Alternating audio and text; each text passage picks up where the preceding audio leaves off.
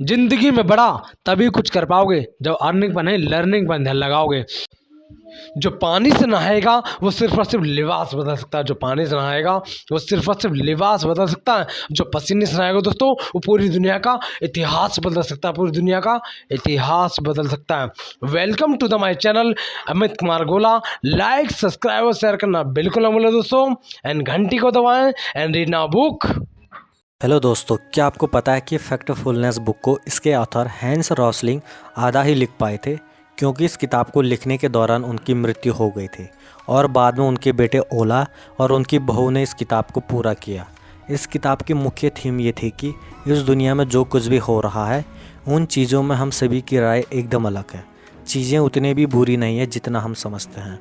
जैसे हम अखबार या टीवी चैनलों में पढ़ते और देखते हैं कि पूरी दुनिया में कितने अपराध बढ़ गए हैं, कितनी नेचुरल डिज़ास्टर हो रही है और कितनी बुराइयां बढ़ चुकी हैं। लेकिन यदि हम अपनी कमरे की खिड़की से बाहर झांकें तो हमें सब कुछ नॉर्मल दिखाई पड़ देता है।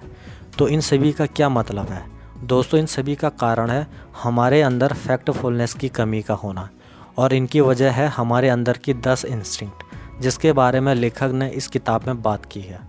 दोस्तों, फैक्टफुलनेस का अर्थ है कि फैक्ट के साथ अपनी सोच रखना और फिर बात करना, क्योंकि हमें सबसे पहले फैक्ट को चेक करने के बाद ही अपनी बात बोलनी चाहिए, वरना हम हमेशा अफवाहों में ही जिएंगे और हमें लगेगा कि वाकई में इस दुनिया में बहुत परेशानियां हैं, ये दुनिया अब रहने लायक नहीं है। लेकिन सच्चाई ये है कि ऐसा बिल्कुल भी नहीं है। हमारी फैक्टफुलनेस को ये 10 तरह की इंस्टिंक्ट बाधित करती है। अगर हम एक बार इन इंस्टिंक्ट के बारे में जान लेंगे तो इन्हें काबू में करके आप अपनी फैक्टफुलनेस को बढ़ा सकते हैं और अपनी गलत सोच से भी बच सकते हैं। Number 1, the gap instinct. हमारी ये आदत होती है कि हम किसी भी चीज़ को 2 भागों में बांटते हैं और फिर उनमें गैप ढूंढते हैं। जैसे हम अमीरी और गरीबी में लोगों को बांट देते हैं, ऐसे ही हम 2 देशों को भी विकसित और अविकसित में बांट देते हैं। लेखक का कहना है कि हर चीज़ को 2 भागों में बांटना सही नहीं है। अगर किसी में कोई कमी है तो वो उस चीज़ में सुधार कर सकता है। सिर्फ आपस में बांटकर हम किसी पर अपनी राय नहीं रख सकते। हमें अपनी ये प्रवृत्ति छोड़नी चाहिए। हर चीज़ को तराजू की तरह तोलना बंद करना होगा। कमियां सभी में होती हैं, अब वो सुधार करना चाहे तो सुधार कर सकता है। Number 2, the negativity instinct.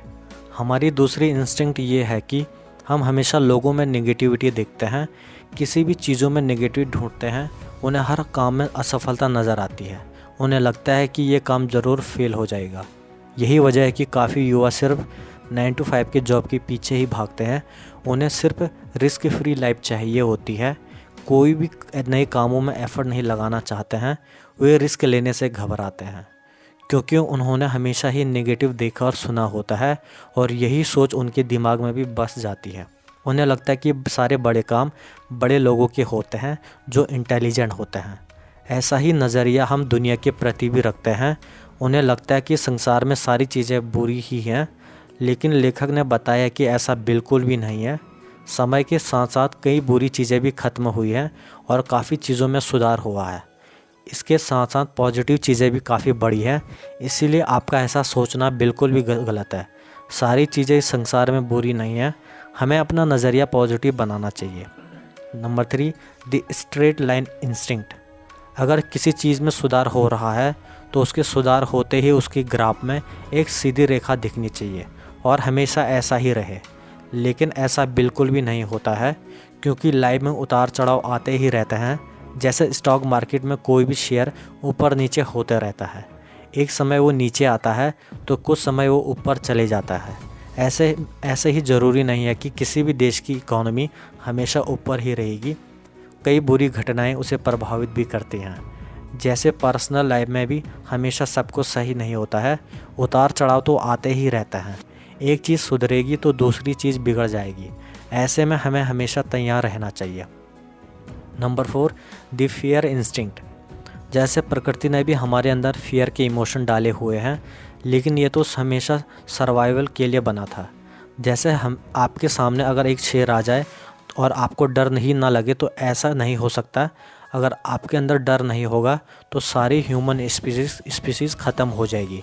इसीलिए फियर का हमारे सर्वाइवल में अहम रोल होता है। इसकी वजह से हम अपनी रक्षा करते हैं। लेकिन फियर का एक दूसरा रूप भी होता है और वो है बिना किसी लॉजिक का फियर। कई बार हम बेवजह ही डरने लगते हैं और उसके पीछे की वजह नहीं जानते हैं। जैसे अगर आपको भाषण देने को बोले तो आप डरते और घबराने लगते हैं, आपकी दिल की धड़कनें बढ़ जाती हैं क्योंकि ये डर बिना लॉजिक का होता है। ऐसे ही टीवी में न्यूज़ चैनल वाले हमें फेक न्यूज़ बताकर डराते रहते हैं और कई महीनों तक वही बहस चलते रहती है। क्या बिना जांचे परखे सोचे समझे हमें डरना चाहिए? इसीलिए हमेशा फैक्ट चेक करके ही अपने नतीजों पर पहुंचना चाहिए। Number 5, the size instinct. जैसे कई बार हम पॉपुलेशन के साइज़ को लेकर भी अपनी गलत धारणाएं बना लेते हैं। जैसे बाहरी देश के लोग इंडिया में सिर्फ गरीबी, बेरोज़गारी और प्रदूषण को ही लेकर हल्ला मचाने लगते हैं। उन्हें लगता है कि पूरी दुनिया की कमियां सिर्फ भारत में ही है और भारत को बदनाम करने लगते हैं। मान लो अगर भारत में अपराध की दर 50% है और बाकी देशों में लगभग 20% है, तो इसका मतलब ये नहीं है कि बाकी के देशों में काफ़ी सुधार है। शायद बाकी के देशों की आबादी की तुलना में वहाँ का अपराध दर ज़्यादा हो सकता है। इसलिए बिना वजह अपनी गलत राय नहीं रखनी चाहिए। जैसे हमारे देश में बोला जाता है कि कितने युवा बेरोज़गार हैं, लेकिन वे लोग ये नहीं जानते हैं कि आज के समय कितने युवा एंटरप्रेन्योर बिजनेसमैन भी हैं जो खुद का काम कर रहे हैं और सरकार पर निर्भर नहीं है। बिना फैक्ट चेक के अपने अंदर नेगेटिव धारणा बना लेना बिल्कुल गलत है। Number 6, the journalisation instinct. कई लोग चीज़ों को जर्नलाइज कर देते हैं जो कि उनकी छोटी सोच को दर्शाती है। कई बार हम दूसरे समुदाय की बुराई करने लगते हैं, कभी कभी तो उनके धर्म की बुराई करते हैं। लेकिन हर समुदाय और धर्म में बुराई भी होती है तो अच्छाई भी होती है। हम लोग कभी कभी जेंडर डिस्क्रिमिनेशन भी करने लग जाते हैं। लड़के लड़कियों के बारे में बुरा भला बोलते हैं तो लड़कियां भी लड़कों के बारे में बुरी सोच रखती है जिसका उनके पास कोई प्रमाण नहीं होता है। ऐसे ही अलग अलग शहरों और राज्यों को लेकर भी काफ़ी लोग रूढ़िवादी हो जाते हैं। उनके मन में एक दूसरे के प्रति गलत धारणाएं होती हैं। जैसे हमारे देश में लोग नॉर्थ इंडियन, साउथ इंडियन को लेकर काफ़ी अलग अलग विचार रखते हैं। हमें इस तरह की इंस्टिंक्ट से बचना चाहिए और किसी भी चीज़ की पूरी पिक्चर पर अपनी नज़र डालनी चाहिए, तभी जाकर अपनी राय रखनी होगी। Number 7, the destiny instinct. हमारे साथ कुछ भी बुरा होता है तो हम उसका दोष अपने भाग्य को दे देते हैं।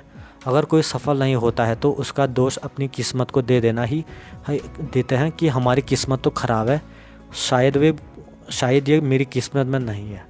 लेकिन अगर ठीक से देखा जाए तो क्या उस व्यक्ति ने सच में मेहनत करी थी?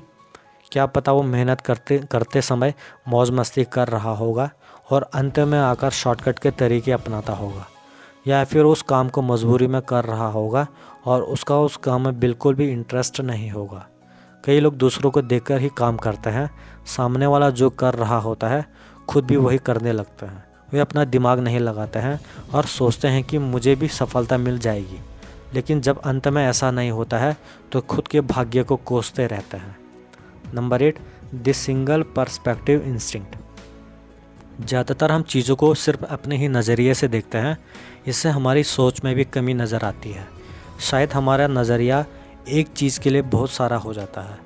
जैसे हम लोग आज के समय हो रहे ग्लोबल वार्मिंग, प्रदूषण, सूखा जैसी समस्या के बारे में सोचते हैं तो हम फैक्ट्री, कारखानों जितना आगे तेरे पास हो दिखा उतना, जितना आगे तेरे पास हो और बात उतनी ही का जिन तेरी औकात हो। दिल की गहराई से प्यार भरा नमस्कार।